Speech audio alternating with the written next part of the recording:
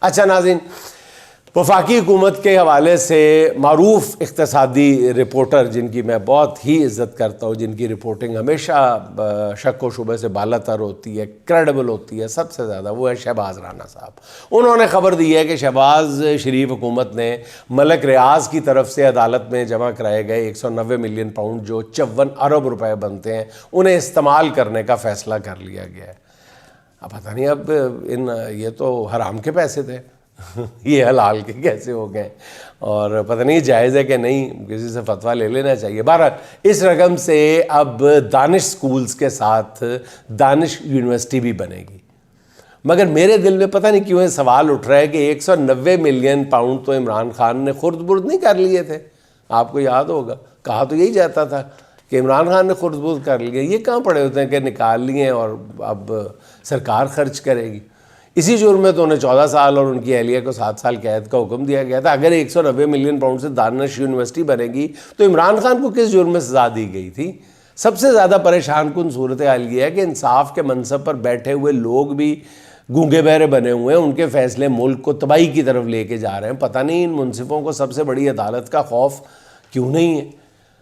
ناظرین، پاکستان میں غیر ملکی سرمایہ کاری بڑھانے کے لیے بنائی گئی اسپیشل انویسٹمنٹ فیسیلیٹیشن کونسل یعنی SIFC کو قائم ہوئے میرا جہاں تک خیال ہے 1.5-2 سال ہو چکے ہیں، لیکن اب تک اس کے ذریعے ملک میں ہونے والی غیر ملکی سرمایہ کاری کے کوئی واضح شواہد سامنے نہیں آئے۔ میں نہیں کہہ رہا، یہ BBC کی تازہ رپورٹ ہے۔ BBC کی اس رپورٹ کے مطابق وفاقی وزیر منصوبہ بندی احسن اقبال نے چند ماہ قبل دعویٰ کیا تھا کہ 4 دوست ملکوں نے SIFC کے تحت 27 ارب ڈالر کی سرمایہ کاری کا وعدہ کیا ہے، جس میں سعودی عرب کے 5 ارب ڈالر ہیں، متحدہ عرب امارات اور کویت کے 10 ارب ڈالر ہیں، اور آذربائیجان کے 2 ارب ڈالر ہیں، 2، 10، 20۔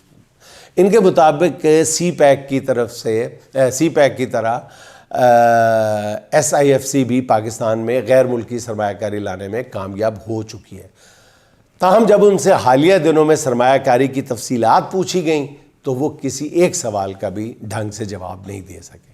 اس سے جڑی ایک اور خبر بھی ہے، جس سے پتہ چلتا ہے کہ ہر دوسرے مہینے کنٹینرز لگا کر PTI کے احتجاج کے موقع پہ سڑکیں بند کرنے کے نتائج، خوفناک نتائج سامنے آ گئے۔ ڈنمارک کی مشہور لاجسٹک کمپنی میارسک نے پاکستان میں 2 ارب ڈالر کی سرمایہ کاری کا اعلان کر رکھا تھا، وہ اب پاکستان کی بجائے ہندوستان چلی گئی ہے، جہاں اس نے 2 نہیں 5 ارب ڈالر کی سرمایہ کاری کا اعلان کر دیا، اور اب پاکستان میں سرمایہ کاری کا ارادہ ترک کر دیا۔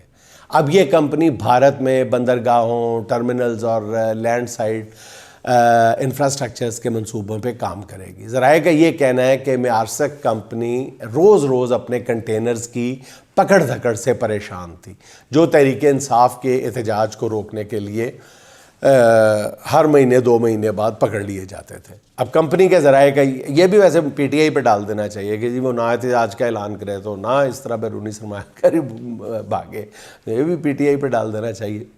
اب کمپنی کے ذرائع کا یہ کہنا ہے کہ کنٹینرز کی پکڑ دھکڑ سے انہیں کروڑوں روپے کا نقصان برداشت کرنا پڑتا ہے۔ اکثر سامان سمیت ہی کنٹینرز پکڑ لیے جاتے ہیں، جس سے کنٹینرز کے اندر موجودہ سامان بھی خراب ہو جاتا ہے۔ میرا خیال ہے کہ کنٹینرز کی یوں پکڑ دھکڑ کے بعد ہی کمپنیوں کو ہم نے اندازہ لگا لیا ہوگا کہ پاکستان میں حکومتیں تعمیر و ترقی کے حوالے سے کتنی سنجیدہ ہیں، جس کے بعد انہوں نے الٹیمیٹلی بھارت جانے کا فیصلہ کیا۔ دوسری طرف ناظرین، دہشت گردی کا شکار ملکوں کے بارے میں جاری ہونے والی تازہ درجہ بندی نے بھی سرمایہ کاروں کو بری طرح ڈرا دیا ہے۔ ہمارے لیے بھی، پوری قوم کے لیے بھی، ہم ایز پاکستانی بھی ہمارے لیے بہت شرمناک رپورٹ ہے، اور ہم آج حکومت کے بڑے بڑے جب کارناموں کا ذکر سنتے ہیں، ان میں سب سے پہلے یہی سنتے ہیں کہ جی دہشت گردی کے بوتل کو جن میں بند کر دیا تھا، جس کو عمران خان نے نکال لیا تھا، پتہ نہیں کہاں سے نکالا، کہاں پہ بند کر دیا تھا۔ اب عالمی سطح پہ جاری ہونے والی فہرست کے مطابق بہت شرمناک ہے، یعنی بتاتے ہوئے بھی یقین کریں شرم محسوس ہوتی ہے کہ اس رپورٹ کے مطابق پاکستان دہشت گردی کا شکار ملکوں میں دوسرے نمبر پہ ہے۔ دنیا بھر میں پاکستان سے زیادہ دہشت گردی صرف ایسے ملک میں ہو رہی ہیں جس کا نام بھی آپ نے نہیں سنا ہوگا، برکینا فاسو۔ حتیٰ کہ افغانستان کا نمبر جو ہے وہ 9ویں نمبر پہ ہے، بھارت کا 14ویں پہ ہے اور بنگلہ دیش کا 35ویں نمبر پہ ہے۔ شام اور فلسطین میں بھی صورتحال پاکستان سے بہتر ہے۔ ان حالات میں بیرونی سرمایہ کاری کا خواب obviously خواب ہی رہے گا۔ اچھا ناظرین، اب چلتے ہیں ذرا انصاف کے ایوانوں کی طرف چکر لگا کے آتے ہیں۔ چیف جسٹس یحییٰ آفریدی، جن کی حیثیت بقول شاہد خاقان عباسی ایک چپڑاسی کے برابر ہے، ماہر قانون حامد خان چیف جسٹس کو ایک کمپرومائزڈ جج قرار دیتے ہیں۔ انہی چیف جسٹس کی عدالت میں آج 9 مئی کے مقدمات میں ضمانت منسوخی کا کیس لگا ہوا تھا۔ ان کی اس کیس کی پچھلی سماعت پر پنجاب حکومت کے وکیل نے موقف اختیار کیا کہ وہ عدالت کے سامنے JIT کی رپورٹ رکھنا چاہتے ہیں، اس لیے انہیں 2 ہفتوں کی مہلت دی جائے۔ چیف جسٹس نے فوری طور پر یہ استدعا منظور کر لی اور کیس ملتوی کر دیا۔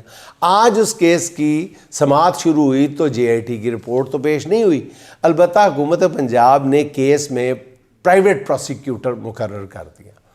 حکومت پنجاب نے اب 9 مئی سے متعلق تمام مقدمات لڑنے کے لیے ذوالفقار نقوی کو پرائیویٹ پروسیکیوٹر مقرر کیا ہے۔ یہ وہی ذوالفقار نقوی ہیں جو سائفر کیس اور توشہ خانہ 2 کیس میں حکومتی وکیل رہ چکے ہیں۔ اب ذرائع کا کہنا یہ ہے کہ 9 مئی سے متعلقہ 100 کے قریب مقدمات میں ذوالفقار نقوی سرکاری وکیل ہوں گے، جنہیں فی مقدمہ کم از کم 2 لاکھ روپے فیس ادا کی جائے گی۔ یوں انہیں مجموعی طور پر تقریباً 2 کروڑ روپے بطور فیس ملیں گے۔ آج جب سماعت شروع ہوئی تو ذوالفقار نقوی نے عدالت کو بتایا کہ انہیں 2 روز پہلے اس کیس میں وکیل مقرر کیا گیا ہے، اس لیے تیاری کے لیے انہیں وقت دیا جائے، جس پر انہیں فوری طور پر چیف جسٹس نے کیس کی سماعت عید کے بعد تک لمبی مہلت دے دی، عید کے بعد تک ملتوی کر دی۔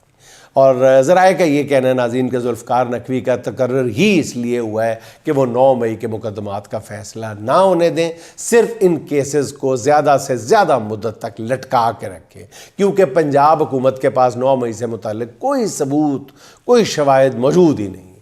اس لیے جب تک یہ کیس لٹکے رہیں گے 9 مئی کے بیانیے کا بھرم جو ہے وہ بھی کچھ بنا رہے گا۔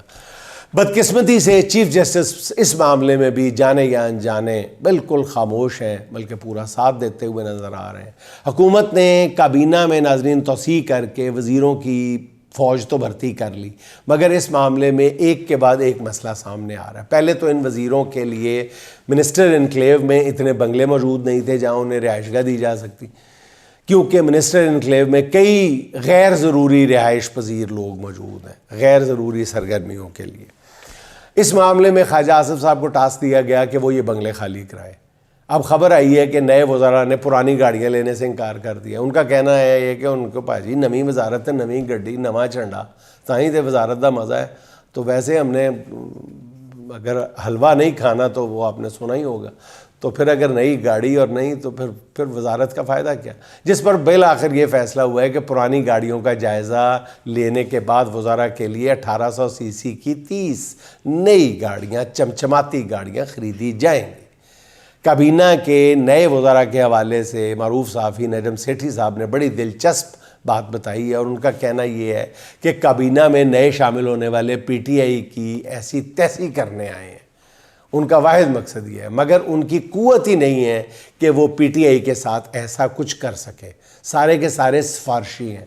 کابینہ میں 8-9 لوگوں کو بھائی لوگوں نے سلیکٹ کیا ہے، اور 4-5 نواز شریف کے، 6-7 شہباز شریف کی سفارش پہ آئے ہیں۔ اچھا ناظرین، ایک کل سے ایک چائے کی پیالی میں طوفان کھڑا کرنے کی کوشش کی جا رہی ہے، لیکن مسئلہ یہ ہے کہ وہ طوفان برپا کرنے کے لیے چائے کی پیالی بھی میسر نہیں ہے۔ اگر چائے کی پیالی ہوتی تو شاید تھوڑا بہت طوفان برپا کر لیا جاتا۔ وہ ہے کہ جی عمران ریاض خان پر آوازیں کسے گئے، جھگڑا کیا گیا، دھکے دیے گئے برطانیہ میں۔ ناظرین، میں اب تک کم از کم 10 سے 15 لوگوں کو، جو نیوٹرل لوگ ہیں وہاں کے، جرنلسٹ بھی ہیں اور میرے دوست بھی ہیں، وہاں پہ اس ہوٹل کی انتظامیہ کے بھی 2 لوگوں سے بات ہوئی ہے۔ میں آپ کو پوری ایمانداری اور سچائی کے ساتھ بتا رہا ہوں کہ سرے سے کوئی واقعہ، ایک تو ہوتا ہے نا مبالغہ آمیزی سے کام لے دینا، یہ تھوڑی بہت لڑائی ہوئی ہے، یہ دیکھ لیں تھوڑی بہت لڑائی ہوئی ہے، رتی برابر بھی، ذرہ برابر بھی کوئی واقعہ پیش نہیں آیا، ذرہ برابر بھی۔ ایک تصویر ہے وہ کراپ کی گئی، وہاں پہ میاں بیوی کھڑے ہیں اور عمران ریاض صاحب سے فرمائش کر رہے ہیں کہ ہم نے آپ کے ساتھ تصویر کھنچوانی ہے، اور عمران ریاض صرف اتنا کہہ رہے ہیں کہ انہوں نے کھنچوا تو لی ہے، چلیں آپ بھی آ جائیں، اور وہ بھی آ کے تصویر کھنچوا رہے ہیں ہنستے کھیلتے۔ وہاں پہ عمران ریاض کو برطانیہ میں کسی پیر کی طرح پوجا جا رہا ہے، کسی پیر کی طرح پوجا جا رہا ہے، اور جہاں پہ وہ یعنی تقریباً ظہر کے وقت سے ان کو دعوت نامے آنا شروع ہو جاتے ہیں کہ آج اگر آپ نے تو آنا نہیں ہے افطاری کرنے ہمارے لیے، ہم آپ کے لیے افطاری لا رہے ہیں۔ تو وہ عمران ریاض کو یہ جھوٹ بولنا پڑتا ہے، اپنی جگہ نہیں بتانی پڑتی، وہ مختلف جگہوں سے وہ کہتے ہیں نہیں میں آج یہاں نہیں ہوں، وہاں نہیں ہوں، اور جہاں جاتے ہیں لوگ ان کے ہاتھ چومتے ہیں، لوگ ان کا ماتھا چومتے ہیں عمران ریاض کا۔ یار کوئی خبر بنانی ہے، یعنی ایک بندہ بھی پورے برطانیہ میں اویلیبل نہیں ہے جس کو کرائے پہ لے کے عمران ریاض کی توہین کروائی جا سکے۔ یہ ایکچول ہے بغیر اور جس شخص نے بے شرمی کے ساتھ یہ اس خبر کو خبر بنانے کی کوشش کی ہے، اس بات کو جو بات ہے ہی نہیں ہے سرے سے، وہ اس کے بارے میں کیا کہوں سوائے اس کے کہ اللہ تعالیٰ اس کو ہدایت دے، اور جس در سے وہ مانگ رہا ہے اس در سے اس کو کبھی کچھ نہ کچھ خیرات مل جائے۔